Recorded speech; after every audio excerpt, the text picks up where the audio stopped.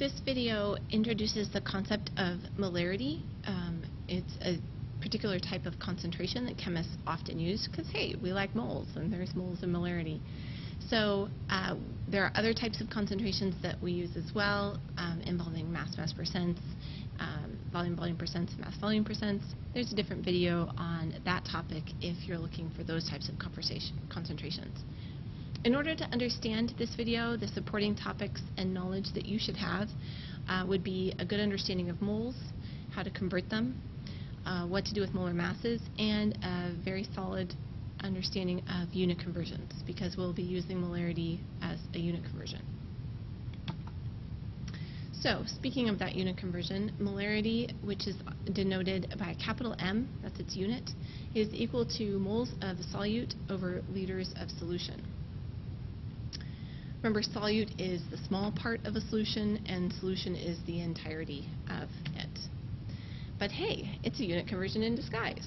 So you can think of something like 0.100 molar NaCl, so that's the same as saying 0.100 moles of sodium chloride per 1 liter of solution, or we can flip it, just like we would flip something like 12 inches equals 1 foot, and we would say 12 inches over 1 foot, or 1 foot over 12 inches. It's the same concept. Molarity is kind of sneaky because, like you note up here, it's not like it says 0.100 moles per liter. It doesn't give you a hint up front of, hey, I'm hiding a unit conversion. So you want to be aware that you can do this because it's pretty helpful when you're solving the problems. So, example number 1. You have a solution that contains 0.069 grams of potassium nitrate. If the solution is 3.78 molar, there's molarity, how many liters of solution are present?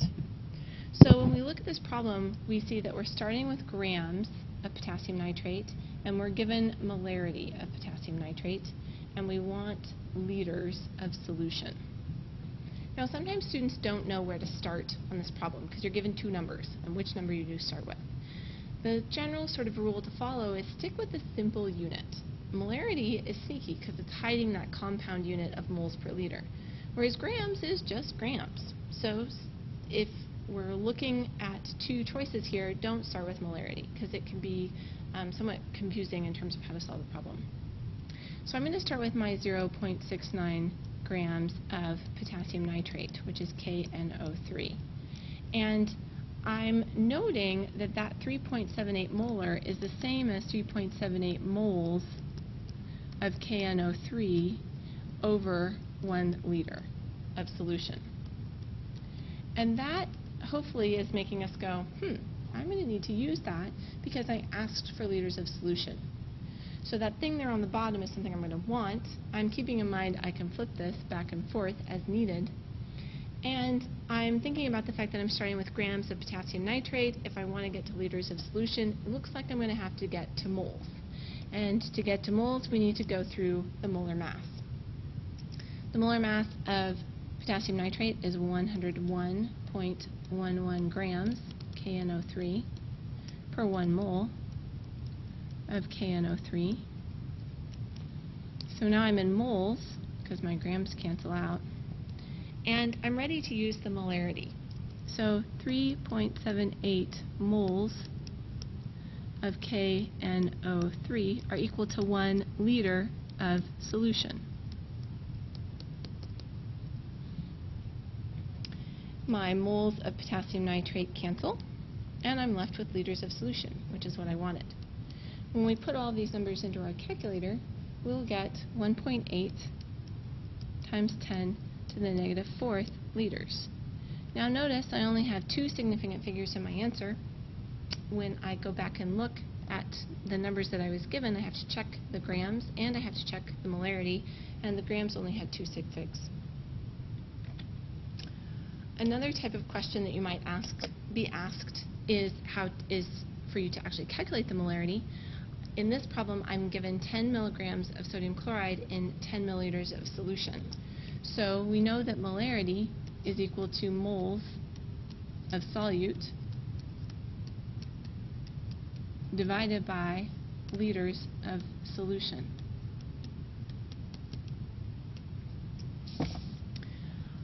So I need both of those pieces of information.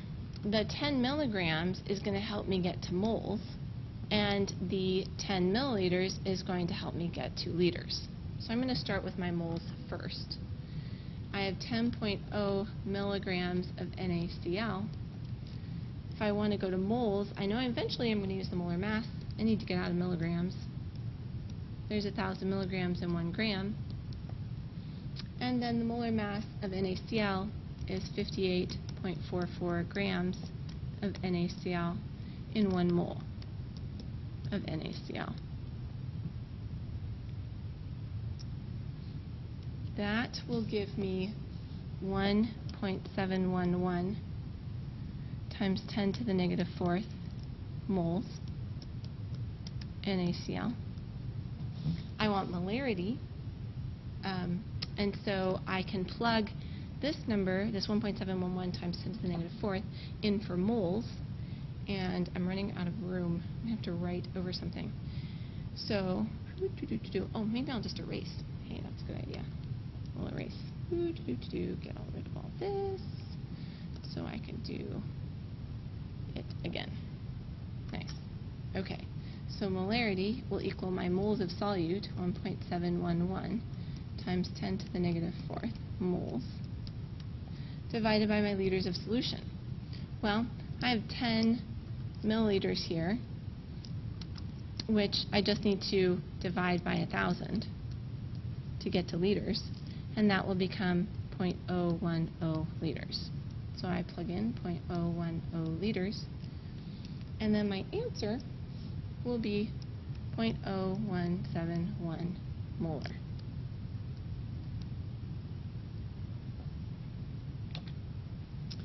How many grams of lithium cyanide are present in 32 milliliters of 0.57 molar lithium cyanide solution? Again, we've got two numbers. This time I'm not being asked to calculate molarity, so I'm going to treat it like a dimensional analysis problem where I'm thinking about changing milliliters into grams. Milliliters is my simple unit, and so that's where I'm going to start. So here's my 32.0 milliliters of LiCN solution. My molarity, remember, is hiding a conversion for me of 0.57 moles are equal to 1 liter of solution. So if I change my milliliters to liters, I can use the molarity to change to moles.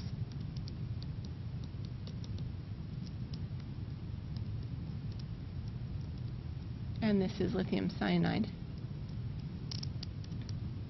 So my last step will be to go to grams of lithium cyanide using the molar mass.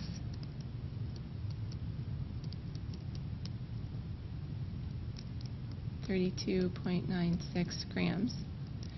And so my answer is 0.60 grams lithium cyanide.